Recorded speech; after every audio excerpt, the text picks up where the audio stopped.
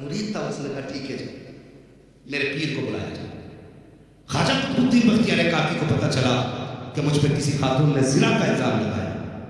اللہ اکبر، آنکھ میں آنسو، لاٹھی ٹھیکتے ہوئے بادشاہ کی عدالت تک آ گئے۔ بادشاہ اٹھ کے کھڑا ہونے لگا، فرمایا بیٹھ جا، آج میں پیر بن کے نہیں آیا ہوں، ایک مجرم بن کے آیا ہوں، مجھ پہ الزام ہے آج بیٹھ اپنی کرسی پہ اور چلا مقدمہ۔ لوگ یہ دیکھنا چاہتے ہیں کہ یہ اپنے پیر کو کون سی سزا دیتا ہے۔ اللہ اکبر، خواجہ قطب الدین بختیار کاکی سامنے کھڑے ہیں، اللہ اکبر، بادشاہ کے سامنے۔ اس نے کہا سنو، آپ کے اوپر یہ الزام لگایا گیا ہے، کوئی ثبوت، کوئی گواہ کی کوئی صفائی آپ کو دینی ہے؟ آپ فرمانے لگے بادشاہ اسے جو کہنا ہے کہنے میں دے، میرے پاس کوئی ثبوت تو نہیں ہے، نہ کوئی صفائی ہے، نہ کوئی گواہی ہے، البتہ 3 دن کا ٹائم مانگ رہا ہوں، 3 دن کی مجھے مہلت دی جائے، 3 دن کے بعد جو چاہو مجھے سزا دے دینا۔ اللہ اکبر، بادشاہ نے کہا ٹھیک ہے آپ کو 3 دن کی مہلت دی جاتی ہے۔ آپ اپنے حجرے میں آئے، آپ نے رخ کیا اجمیر شریف کی طرف، آنکھ میں آنسو بھرے، کہنے لگے معین الدین کیا کوئی اپنوں کو ایسے بھی چھوڑ دیتا ہے؟ دیکھ آج تیرے قطب الدین کی کیا حالت ہے، لوگوں نے الزام لگایا ہے، یہ کہتے کہتے روتے ہوئے سو گئے۔ خواب میں معین الدین آئے، فرمانے لگے پریشان نہ ہو، 3 دن معین الدین اجمیری تیرے پاس آ جائے گا۔ سبحان اللہ، سبحان اللہ، اللہ ایک دن گزرا، دوسرا دن گزرا، جب تیسرا دن مغرب کا وقت آیا، کون سا وقت آیا؟ مغرب کا وقت آیا۔ خواجہ قطب الدین بختیار کاکی دیکھ رہے تھے میرا پیر نہیں آیا، پیر نہیں آیا۔ مغرب کی اذان ہو گئی، نماز میں کھڑے ہو گئے۔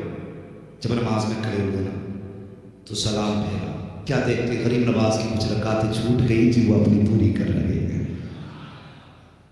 اللہ اکبر، نماز سے فارغ ہوئے، یقین تھا نا پیر نے کہا تو آئے گا، ایسا تو نہیں تھا کہ یار یہ رب پھر لگتا ہے گڈھے میں ڈال کر، یہ ٹھیک ہے، اس کی ٹوپی اونچی ہے، لاؤ ادھر لگ جاؤ، یک در گیر محکم گیر، ایک پکڑ مضبوطی سے پکڑ، ہر ہفتے پیر نہ بدلا کر، یہ یاد رکھ، جان چمک دے کیوں ہوگا، نہ پہلے مرید ہوا تھا وہ سید نہیں تھے، اب کے تو سید بھی ہیں۔ اور بھائی نسل کوئی بھی ہو، نسل سچا رہنا چاہیے۔ آج جو نقصان ہو رہا ہے نا معذرت کے ساتھ، اہل علم لوگ بیٹھے ہوئے معذرت کے ساتھ بات، آج جو امت کا نقصان ہوا ہے نا، اس وجہ سے نقصان ہوا ہے کہ ہم باپ کی میراث کا مالک صرف بیٹے کو سمجھتے ہیں۔ اس سے مطلب نہیں کون اہل ہے کون نا اہل ہے، ابا پیر تھا تو بیٹا پیر ہی ہونا ہے، یہ غلط رسمیں چلنے لگے۔ ابا پیر ہے تو بیٹے پیر ہونا نا، اور لائق دے، اگر لائق ہے تبھی بیٹا مفتی اعظم بنے گا، ہاں، اور اگر سگا بیٹا بھی نہ ہو، بیٹا آنے رسول ہو اور خدا کی قسم تو پھر خلیفہ امام احمد رضا ہوتا ہے۔ لائق لوگ دیکھتے تھے تب سلسلے اچھے تھے، اب تو بھیا یہ ہے کہ صاحب بیٹا پیر، باپ پیر ہے تو بیٹے کو پیر ہو نہیں ہوتا کیا ہے، معذرت کے ساتھ برا نہ مان، میں کڑوی سچائی بتا رہا ہوں۔ ابا نے پوری زندگی پیرا مریدی کی، بیٹے کو کبھی کلمہ بھی صحیح سے یاد نہیں، ابا مرنے لگا تو کہتا لاؤ میرے بیٹے کو بلاؤ، اب بیٹا کہیں تاش کھیل رہا تھا، کہیں جوئے میں بیٹھا تھا، کہیں سٹے بازی میں لگا ہوا تھا، داڑھی بھی نہیں تھی، ابا کہہ رہا تھا بیٹے میں جا رہا ہوں، آج کے بعد میری غلطی تجھے سمجھ لی۔ بیٹے نے اسی دن داڑھی رکھی، اسی دن 2-4 کلمے یاد کیے، مریدوں کو کیا کیا دعائیں دینی، اسی دن دعائیں یاد کی، بن گئے پیر، بن گئے پیر۔ یہ کیا ہے؟ اصول ایک بندہ بچہ چلا گھر سے، ماں نے کہا بیٹے جا رہا ہے پردیس، کہا ہاں، کمانے جا رہا یتیم ہے، کہا ہاں امی، ماں نے کہا بیٹے کام بعد میں کرنا، پیر پہلے تلاش کر لینا۔ اب پیری بولو گے تو کب بولو گے؟ کام بعد میں کرنا، پیر پہلے تلاش کرنا۔ پہنچا کہاں؟ بغداد شریف۔ ماں نے کہا بیٹے پیر ڈھونڈ رہا، بچہ سیدھا تھا، کہنے لگا ماں پیر کیسا ہوتا ہے؟ ماں نے کہا بیٹے جس کے پاس 3 چیز ہے وہ سمجھ لینا پیر ہے۔ اللہ سلامت رکھے جو بول گئے، اللہ ان کی نسلیں آباد رکھے۔ جس کے پاس 3 چیزیں وہ سمجھ لینا وہ پیر۔ اما کون 3 چیزیں؟ اس نے کہا سب سے پہلے دیکھنا مصلی ہے کہ نہیں، دوسری چیز وضو کا لوٹا ہے کہ نہیں، تیسری نظر مار کے دیکھنا کہیں تصویر ٹنگی ہے کہ نہیں. کتنی چیزیں بتائی انہوں نے. وضو کے لیے لوٹا، نماز کے لیے مصلی اور تصویر. تین چیزیں. اتفاق سے بچہ جہاں کام ڈھونڈنے پہنچا، جو وہ کام والا مالک تھا، وہاں تینوں چیزیں رکھی تھی. مصلی بھی تھا، بدنا لوٹا بھی تھا، تصویر بھی تھی. تو بچے نے دیکھا اماں نے جو کہا تھا پیر یہی ہے. اس نے کہا کیسے آئے؟ کہا کام ڈھونڈنے آیا تھا. کہا کام مل جائے گا. کہا لیکن ایک بات اور ماں نے کہی تھی. کہا کیا؟ کہ پیر پہلے ڈھونڈنا. کہا ٹھیک ہے پیر بھی ملے گا. کہا ڈھونڈنا نہیں، مل گیا. اس نے کہا کیا کہہ رہے ہو؟ کہا دیکھو جی کام بعد میں کروں گا، پہلے مرید بنا لوں. اور خلافت دل سے تھی نہیں ہوئی. سیدھا سادہ بندہ، نیک بندہ تھا. یہ بات اپنی بزنس مین تھا. لیکن پیر بولے پیر آج آپ بھی دیکھتے رہی چیزیں. آج یہ دیکھتے سٹے کا نمبر بتا رکھے لیے ہے. آج ایسا پیر چاہیے جو ایک فون میں نمبر کے کل 27 پہ لگا دے.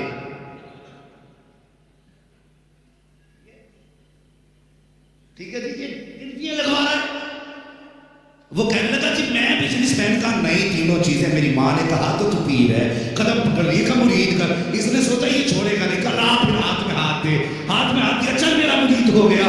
بچے نے کام شروع کر دیا. اللہ اکبر. کئی دن ہو گئے کام کرتے کرتے. مالک کو پیر بچہ سمجھ بیٹھا. ایک دن سے بغداد والے کی سواری گزرنے لگی. لوگوں میں اعلان ہوا سنو بغداد والے غوث اعظم آ رہے ہیں. سب بات اب کھڑے ہو جائیں. سب اپنی اپنی جگہ پہ ادب سے کھڑے تھے.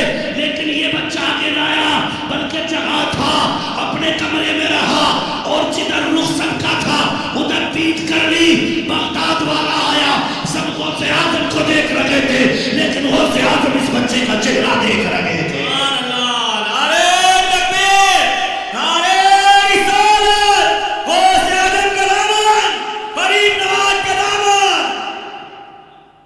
دیکھا مڑ کے نہ غریب نواز اپنی نماز میں مصروف ہے. نماز سے فارغ ہوئے نا، ہاتھ پکڑا غریب نواز نے. کہنے لگے میرے قطب الدین پریشان ہے. کہنے لگا حضور آپ نے دلی کی ذمہ داری دے دی، مجھے یہ تو نہیں بتایا تھا کہ یہ بھی الزام لگنے والا ہے. اگر بتایا ہوتا تو تیاری کرتا. اچانک میں یہ الزام لگا حضور برداشت نہیں کر پا رہا ہوں. فرمانے لگے پریشان نہ ہو، بادشاہ سے کہہ دے صبح دربار لگائے، معین الدین مرید کے لیے آ چکا. ہاں شمس الدین التمش بادشاہ ہے، لگا دربار. غریب نواز آ چکا ہے. صبح دربار لگا، دور دور سے لوگ آئے گا. اتنا بڑا پیر جس پہ زنا کا الزام، ہاتھ میں خدا کی قسم وہ منظر دہلی کا دیکھنے کا تھا. اس دن کا دیکھنے کا منظر تھا. ایک طرف نہ غریب نواز چل رہے ہیں، دوسری طرف قطب الدین بختیار کاکی چل رہے ہیں.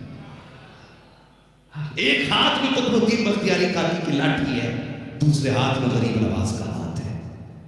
اللہ اکبر. لوگوں نے کہا حضور سواری. فرمانے لگے نہیں، آج سواری نہیں. میں دہلی میں یہ دیکھوں گا کہ جو کل تک میری بختیار کاکی کو عزت کی نگاہ سے دیکھتے تھے، آج کس نگاہ سے دیکھ رہے ہیں. پیدل چل کے بادشاہ کے دربار تک پہنچے.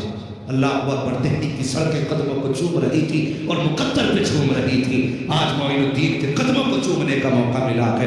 بادشاہ کے دربار میں غریب نواز پہنچے، بیٹھایا. فرمایا قطب الدین اب پریشان نہ ہو، اب میں آ چکا ہوں. گردن جھکا کے بیٹھ گئے قطب الدین بختیار کاکی. فرمایا بادشاہ بلا کس کا کیا حکم ہے اور کیا کس کا الزام ہے. وہ خاتون بلائی گئی. حکم ہوا بتاؤ کیا الزام ہے میرے قطب الدین پہ. خاتون کہنے لگی جناب اس نے میرے ساتھ زنا کیا ہے. آپ نے فرمایا کوئی گواہ؟ وہ چاروں داڑھی والے کھڑے ہو گئے. کہا جی ہم نے دیکھا ہے. فرمایا سوچ لینا، سوچ سمجھ کے گواہی دینا. میں کوئی اور نہیں، معین الدین ہوں. میں معین الدین ہوں. سوچ سمجھ کے گواہی دینا. ہاں آپ مت سمجھنا علی کا بیٹا ہوں. علی کا اگر بولوں گا تو زمین بھی بولے گی. سوچ سمجھ کے بولو.